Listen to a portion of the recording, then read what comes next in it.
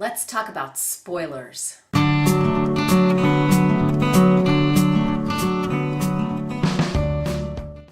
The term spoiler alert started to show up in the early 2000s when it was possible to stream episodes of TV shows. That meant that not everybody was watching them at the same time anymore, and in the office and on social media, people would talk about the TV show they had just seen when somebody else was still waiting to stream it and watch it later. So that term spoiler alert then started to be applied to books as well, and to talking about books and not giving anything away. But here's the question, do spoilers really spoil the story? Sometimes they do. I can remember being a couple of seasons behind on Downton Abbey and staying off Twitter so that I didn't see or hear anything I didn't want to. That's because Downton Abbey was a very plot-driven TV series, and it really mattered if you hadn't heard the next exciting, intriguing, mysterious, interesting thing that had happened on the new episodes that you hadn't watched yet. But then think of how pleasurable it is to re-watch a favorite movie or to reread a favorite book. There's something more to reading than just not having the plot spoiled for you, than just the suspense of not knowing what's going to happen next.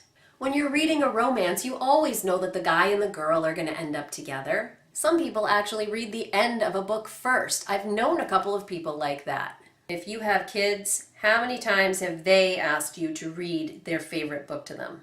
The concept of spoilers applies to plot, but there are so many other reasons that we read.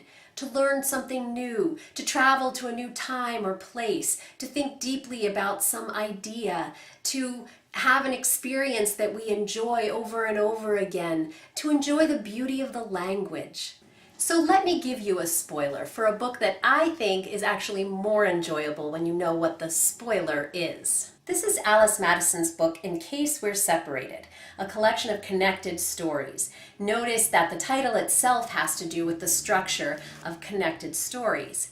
As I was reading this book years ago, I noticed that there was something funny about it, something about all of the stories that sort of held together the repetition of certain ideas, but I couldn't quite figure out what was going on, and I wasn't even sure that there was something going on. I thought maybe it was just that, the stories were all connected plot-wise or character-wise. Then I read on page 227, at the end of the book, this note. A note to the reader. This book's 13 stories imitate in prose the 13 stanzas of a double sestina, using repeated topics or tropes in something like the way a sestina, the poetic form described in the story Brooklyn Sestina, uses repeated words. In the changing order prescribed by the sestina pattern, each story includes a glass of water, a sharp point, a chord, a mouth, an exchange, and a map that may be wrong. This is brilliant. I love it. But I didn't know that's what was going on when I first read the book. Now, I suppose that you could argue that it's a spoiler to tell the reader that, which is obviously why Alice Madison put that note to the reader on page 227 at the end of the book.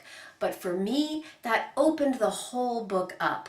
It made rereading it a whole new pleasure, and in fact a more pleasurable experience than when I read it the first time. You might want to try reading In Case We're Separated with your book club, but there are lots of other books that are also more enjoyable or enjoyable in a whole new way when you already know what the so-called spoiler is. In the meantime, try not to ruin the plot of your favorite TV show for your friends at work. Read on!